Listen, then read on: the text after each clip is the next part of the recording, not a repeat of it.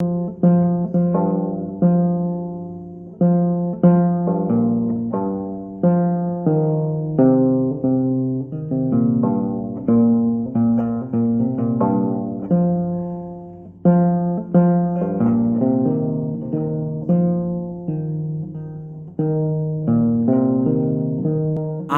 አምላክ በሚሆን በአብ በወልድ በመንፈስ ቅዱስ ስም የተባረከ የግንቦት ወር በግንቦት አንድ በዚህች ቀን አምላክን የወለደች እመቤታችን ቅድስት ድንግል ማርያም ተወለደች። እርሷም ለሰው ሁሉ ወገን ድኅነት የሆነባት ናት። ከወንዶችም ወገን የከበረ አባቷም ስሙ ኢያቄም፣ ከሴቶች ወገን የከበረች እናቷም ሐና ይባላሉ። ሁለቱም ልጅ በማጣት ሲያዝኑ ኖሩ። በዚያ ወራት የመካኖችን መባ ካህናቱ አይቀበሉም ነበርና እነርሱም ከሰው የሚደርስባቸውን ሽሙጥና ሐዘናቸውን ያርቅላቸው ዘንድ በቀንና በሌሊት ወደ እግዚአብሔር ፈጽሞ ይማልዱ ነበር።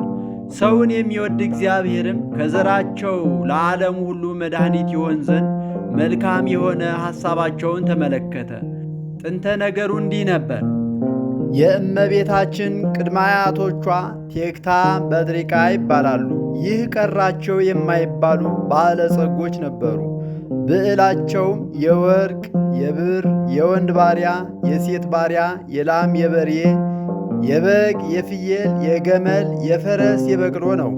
ከገንዘባቸው ብዛት የተነሳ ወርቁን ብሩን እንደ አምባር እንደ ቀለበት እየሰሩ ከላሙ ከበሬው ቀንድ ያደርጉታል። ይህንን ያህል አቅርንተ ወርቅ ይህንን ያህል አቅርንተ ብሩር ተብሎ ይቆጠራል እንጂ ሌላው አይቆጠርም ነበር። ከዕለታት በአንድ ዕለት ወንዱን በጥሪቃ ይለዋል። ከቤተ መዛግብት ገብቶ የገንዘቡን ብዛት አይቶ ቴክታ ብዙ ነዋይነ ለመኑ ይከውን ዛስተጋባይነ፣ ገንዘብ መሰብሰቡ ልጅ እንዲወርሰው ነበር። ልጅ የለን፣ የሰበሰብነው ገንዘብ ለማን ይሆናል አላት። ወይንም እንጂ ከኔ ቢነሳህ ከሌላ ይሰጥህ ይሆናል፣ ከሌላ አትወልም አለችው። ወደ ሌላ ልሂድ ያልኩ መስሎች ነውን? ይህንንስ እንዳላደርገው አምላከ እስራኤል ያውቃል፣ እናዝንበት ብዬ ነው እንጂ አላት። ከዚህ በኋላ አንድ ሆነው አዘኑ። ካዘኑ ዘንድ ነገር አይታጣምና ራእይ ያያሉ። ነጭ እምቦሳ ከበረታቸው ስትወጣ እምቦሳይቱን እምቦሳ እየወለደች እስከ ስድስተኛይቱ ጨረቃ ፀሐይን ስትወልድ አይተዋል። በዘመናቸው መፈክረ ሕልም አለና ሂደህ ንገረው አለችው። ሄዶ ነገረው። ደጋግ ልጆች ትወልዳላችሁ፣ ጨረቃ ከሁሉ የበለጠች ልጅ ትወልዳላችሁ። የፀሐይ ነገር ግን አልተገለጠልኝም። እንደ ንጉሥ እንደ ነቢይ ያለ እንደሆነ ጊዜ ይግለጠው አለው። ተመልሶ ሄደ። ምን አለ አለችው። ደጋግ ልጆች ትወልዳላችሁ፣ ጨረቃ ከሁሉ የበለጠች ልጅ ትወልዳላችሁ። የፀሐይ ነገር ግን አልተገለጠልኝም። እንደ ንጉሥ እንደ ነቢይ ያለ እንደሆነ ጊዜ ይግለጠው አለኝ አላት። ይህንንስ አልተረጎመውም፣ ጊዜ ይግለጠው ብለዋል። ከዚህ በኋላ ጸነሰች፣ ወለደች። ሄኤሜን አለቻት። ረከብኩ ስእለትየ ረከብኩ ተምኔትየ ስትል ነው። ሄኤሜን ደርዲ ቶናን፣ ቶና ሲካርን፣ ሲካር ሄርሜላን፣ ሄርሜላ ሐናን ትወልዳለች። በነገረ ማርያም ግን ሴትናን ይጨምራል። የሐና ትውልዷ ከቤተ ክህነት ነው። አካለ መጠን በደረሰች ጊዜ ደግን ሰው ከደግ ሰው ማጋባት ልማድ ነውና ከቤተ መንግሥት ለተወለደ ኢያቄም ለሚባል ደግ ሰው አጋቧት። ምክንያት ወርዶ በእሳቸው ላይ ቆመ። ብዕሉም በመጠኑ ሆኗል። ከዚህ በኋላ ራእይ ያያሉ። እሷ ለእሱ እሱ ለእሷ ነው። እሷ ለእሱ ሥላሴ የብርሃን መቋሚያ ሲያስይዙት፣ የጸብር መታጠቂያ ሲያስታጥቁት፣ መቋሚያው ለምልማ አብባ አፍርታ ዓለሙ ሁሉ ሲመገባት አይታለች። እሱ ለእሷ ሥላሴ የብርሃን መቀነት ሲያስታጥቋት፣ ጻዳ ርግብ ሰባቱን ሰማያት ሰንጥቃ ወርዳ በቀኝ ጆሮዋ ገብታ ከማኅፀኗ ስታርፍ ከደጃቸው የበቀለች ዛፍ አብባ አፍርታ ዓለሙ ሁሉ ሲመገባት አይቷል። ይህንን ተጨዋውተውታል። ከዚህ በኋላ ነሐሴ 7 ቀን እመቤታችን ተጸንሳለች። በተጸነሰችም ጊዜ ብዙ ተአምራት ተደርገዋል። ከጎረቤቷ አንድ አይና አክስት ነበረቻት፣ ሐና። ዛሬስ እግዚአብሔር በረድኤት ጎበኘሽ መሰለኝ፣ ፊትሽ ወዛ፣ ጡትሽ ጠቆረ ብላ ጡቷን ዳሳ ዓይኗን ብትነካው በርቶላታል። በዚህ እጹብ እጹብ ሲሉ ሮቤልም ስምዖንም ይለዋል ያጎቷ ልጅ ነበረና፣ በነገረ ማርያም ግን ሳሚናስ ወልደ ጦሊቅ ዘይነብር ውስተ ቤተ ዶይቅ ይለዋል። እሱ ሞቶ ተወደው ነበርና የአልጋውን ሸንኮር ይዛ እየዞረች ስታለቅስ ጥላዋ ቢያርፍበት አፈፍ ብሎ ተነስቶ ሰላም ለኪ ሐና እምሕይወቱ ለፀሐየ ጽድቅ ዘገብረ ሰማየ ወምድረ ብሎ ከመፈክረ ሕልም የቀረውን ተርጉሞት አርፏል። በዚህን ጊዜ አይሁድ ለምቀኝነት አያርፉምና ከዚህ ቀድሞ የእነዚህ ወገን የሚሆኑ ዳዊት፣ ሰሎሞን 40 ዘመን ሙሉ እንደ ሰም አቅልጠው እንደ ገል ቀጥቅጠው ገዝተውን ነበር። ዛሬ ደግሞ ከነዚህ የሚወለደው እንደምን ያለ ይሆን ብለው የሚጣሏቸው ሆነዋል። ከዚህ በኋላ መልአኩ ይዛት ወደ አድባረ ሊባኖስ ሂድ አለው። ይዟት ሄደ። ከዚያ እመቤታችን ተወልዳለች። እምሊባኖስ ተወጽእ መራት ያሰኘው ቅሉ ይህ ነው። በተወለደችም ጊዜ ብዙ ተአምራት ተደርገዋልና በእውነት የዓለም ሁሉ እመቤት ናት። ሁላችን በእርሷ ሰማያዊ ሀብትን ልጅነትን ያገኘንባት ናትና። የእመቤታችን ቅድመ አያቶቿ ቴክታ በጥሪቃ ይባላሉ።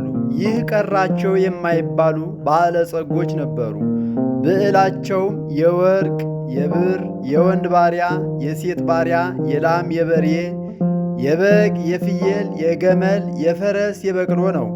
ከገንዘባቸው ብዛት የተነሳ ወርቁን ብሩን እንደ አምባር እንደ ቀለበት እየሰሩ ከላሙ ከበሬው ቀንድ ያደርጉታል። ይህንን ያህል አቅርንተ ወርቅ ይህንን ያህል አቅርንተ ብሩር ተብሎ ይቆጠራል እንጂ ሌላው አይቆጠርም ነበር።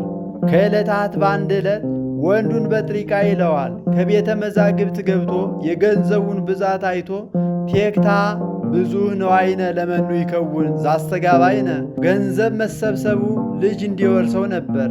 ልጅ የለን፣ የሰበሰብነው ገንዘብ ለማን ይሆናል አላት። ወይንም እንጂ ከኔ ቢነሳህ ከሌላ ይሰጥህ ይሆናል፣ ከሌላ አትወልም አለችው። ወደ ሌላ ልሂድ ያልኩ መስሎች ነውን? ይህንንስ እንዳላደርገው አምላከ እስራኤል ያውቃል፣ እናዝንበት ብዬ ነው እንጂ አላት። ከዚህ በኋላ አንድ ሆነው አዘኑ። ካዘኑ ዘንድ ነገር አይታጣምና ራእይ ያያሉ። ነጭ እምቦሳ ከበረታቸው ስትወጣ እንቦሳይቱን እንቦሳ እየወለደች እስከ ስድስተኛይቱ ጨረቃ ፀሐይን ስትወልድ አይተዋል። በዘመናቸው መፈክረ ሕልም አለና ሂደህ ንገረው አለችው። ሄዶ ነገረው። ደጋግ ልጆች ትወልዳላችሁ፣ ጨረቃ ከሁሉ የበለጠች ልጅ ትወልዳላችሁ። የፀሐይ ነገር ግን አልተገለጠልኝም። እንደ ንጉሥ እንደ ነቢይ ያለ እንደሆነ ጊዜ ይግለጠው አለው። ተመልሶ ሄደ። ምን አለ አለችው። ደጋግ ልጆች ትወልዳላችሁ፣ ጨረቃ ከሁሉ የበለጠች ልጅ ትወልዳላችሁ። የፀሐይ ነገር ግን አልተገለጠልኝም። እንደ ንጉሥ እንደ ነቢይ ያለ እንደሆነ ጊዜ ይግለጠው አለኝ አላት። ይህንንስ አልተረጎመውም፣ ጊዜ ይግለጠው ብለዋል።